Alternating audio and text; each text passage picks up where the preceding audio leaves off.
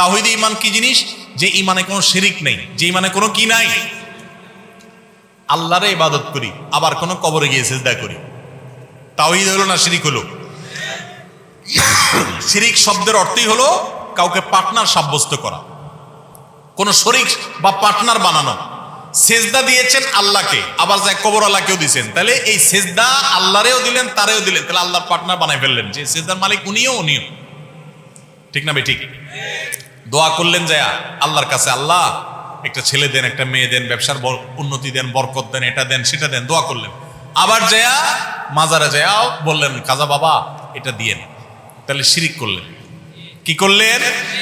শিরিক করলেন। আল্লাহ কোরআনে বলেছেন লাকাদ উহিয়া ইলাইকা ওয়া ইলাল লাযিনা মিন ক্বাবলিকা লাইন আশরাকতা লায়াহবাতান্না আমালুক ওয়া লা তাকুনান্না মিনাল খাসিরিন। হে রাসূল, আপনি এবং আপনার আগে যত নবী রাসূল এসেছে পৃথিবীতে, সবার প্রতি আল্লাহ তাআলার একটা কমন অর্ডার ছিল, কমন নির্দেশ ছিল। কি সেটা?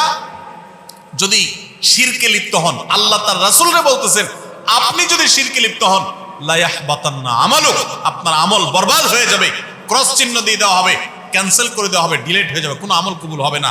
ওয়ালা তাকুনা মিনাল খাসিরিন, আপনি ক্ষতিগ্রস্ত হয়ে যাবেন। ভাইরা আমার, একবার শিরকে লিপ্ত হলে জীবনের সমস্ত আমল বরবাদ হয়ে যায়।